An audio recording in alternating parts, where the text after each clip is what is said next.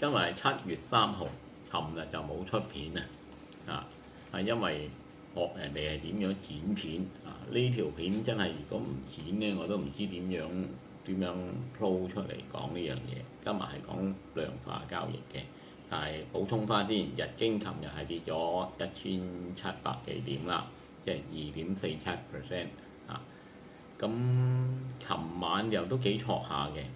尋晚美國出呢個非農非農就拖住議息㗎啦咁美日嘅息差就係好敏感呢個時刻真係相當敏感咁所以琴晚日經呢都好錯下嘅，到今朝翻嚟又冇乜大礙升升跌跌都係咁樣嘅啫。好，咁我哋言歸正傳，講翻呢個量化交易或者有啲人叫做程式交易，或者有啲叫做 algo trade 啦點樣叫佢都好，佢就係你放低一啲要求然之後佢就因應你嘅要求就去做買賣㗎啦。咁當然就唔好咁衝動，一開始就試啦，有得可以係做回測嘅咁實際係點樣操作嘅呢？同埋戰果會係點嘅呢？相信大家都好想知道嘅。呢一 part 就係嘥咗啲時間去做剪片嘅啫，所以整得唔好咧，大家就唔好笑我啦咁而家開始講，首先你要有一個帳戶個帳戶咧係可以做期貨或者現貨嘅因為而家只係做回測啫你唔一定要放錢入去嘅。回測嘅意思即是話係過去式嘅一個模擬倉咁嘅意思，但係嗰個模擬倉你都人手買賣㗎嘛，呢個唔係，呢個係你設定咗一個條件之後，然之後佢之前嗰段時間嘅交易咧，佢就用你嗰個條件就一 hit 到個條件就幫你買賣㗎啦。如果有信心，咁你就可以真金白銀去俾佢實盤運行啦我呢度用呢就係用富途桌面版嘅因為手機版呢，佢係冇呢個咁樣嘅量化交易嘅回測嘅佢係咪好似係市場唯一㗎如果唔係咁請大家糾正我啦。即係如果量化交易好多平台都有，但係最簡單視覺化將啲板拉嚟拉去填翻啲參數入去，咁又可以試一次回測㗎啦。唔需要編碼，唔需要程式嘅唔需要你去識得呢啲嘢嘅。咁你就可以試下自組一套交易嘅條件去進行自動交易㗎啦。即係開咗個程式之後呢，佢就會因應你嘅要求去做買賣仲有最基本咧，呢部電腦要長開啦同埋佢係上緊網啦咁唔可以跳掣喎跳掣就算你嗰個電腦係自動會登入翻去富途裏邊呢，咁佢個量化交易呢，都要你人手手動重新啟動佢先至會再一次運行嘅。即係而家講緊嗰個係如果你真係做緊實盤嘅話未來嘅盤，我嘅意思係真金白銀做緊未來嘅盤，用緊嗰度程式，你就要手動着翻佢先至會真正嘅運行嘅咁呢度最基本嘅都講晒㗎啦，準備而家就即刻開始，即刻去片。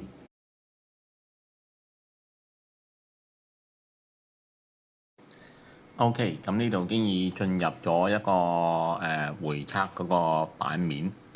已經開始㗎啦。咁就係由3月到呢個6月尾嘅咁你見到佢開始回測啦，開始有做買賣啦。最底嗰度下邊嗰度係一個反映係日經平均指數嘅，一個係反映緊你係正回報、負回報嗰條係橙色線嚟嘅。咁最左上角咧，你會見到咧係嗰個回報嗰個金額同埋百分比啦一樣好緊要嘅，都要留意住嗰個最大回撤即是話如果你嗰個金額佢以最高計嘅即係最高嗰一刻計嘅最多一次佢會回幾多 percent 咧？即係譬如呢度係我用日日元開倉嘅即係用日元回測嘅，咁就睇嗰個回報會比較清晰啲咯。如果你講係港幣美金，咁究竟即係回報幾多 percent 啊？咁可能會自己又要計，又要左計右計啦咁然之後咧，仲有一個叫夏普值嘅。夏普值其實佢就反映，如果簡單啲咁講咧，就係話你做一買一賣你嗰個成功率越高咧，咁個夏普值就越高嘅基本上，如果個夏普值去到3啦3點幾啦，我覺得會比較屬於應該都叫幾滿意嘅一個夏普值嚟㗎啦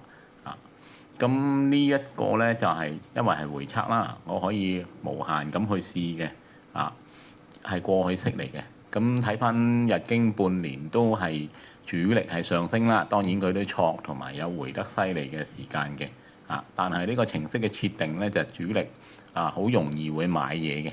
同埋要求高啲比較難啲先至會賣翻出去嘅。咁所以形成咗咧，佢呢半年時間喺呢個回測入邊主力都係買嘢嘅都會沽嘢咁佢有時買佢未必係最靚嗰個位，但係都係因為你係用5分鐘圖啊嘛，算係當日幾靚嘅位啦如果買嘢咁賣嘢都係未必係最靚嗰個位嚟嘅因為基於一啲條件嘅設定限制如果你太容易沽嘢，佢係咪都同你沽咁呢個市咁就會好快就輸大錢㗎啦變咗個輸錢機器㗎啦咁我哋再睇埋落去咧，佢一陣間你會特別要留意嗰個回報嘅百分比啦最大嘅回撤，即是話我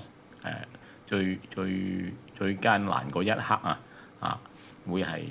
輸幾多個百分比啦最終睇埋嗰個夏普值啦回測嘅意思其實唔係話喂我整個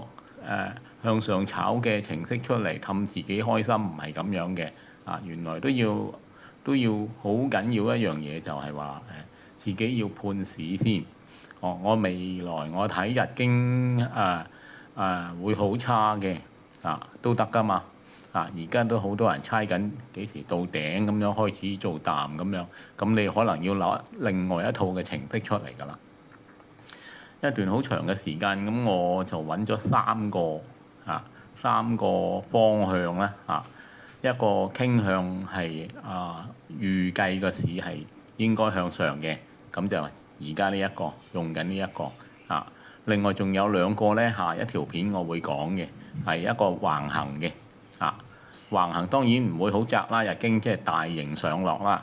咁個回測結果會係點樣咧？甚至一個係主力做淡嘅好容易就沽㗎啦跟住都個要求低啲，唔係要求高啲先至會買嘢嘅咁出咗嚟嘅效果好唔一樣嘅。今次呢條片我驚佢會太過長所以做咗呢一個最開心呢個先咁但係你做量化交易係必須有買有賣嘅所以唔會話超級爆炸嘅回報嚟嘅。如果唔係，我直頭唔需要量化交易啦，一起手手上有幾多錢，買得幾多張就幾多張，就擺喺度半年就等收成啦呢個唔係咁樣嘅咁呢個市而家一路行咧，其實已經最高去過300幾% 嘅回報嘅但係佢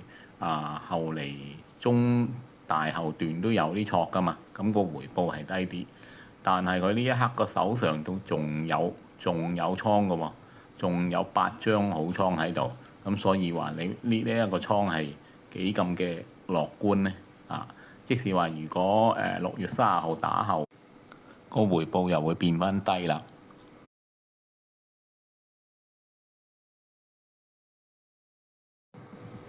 條片睇到嚟呢度，如果覺得有用嘅或者中意嘅，請你點個讚，俾個 like 我可以訂閱留言，多謝。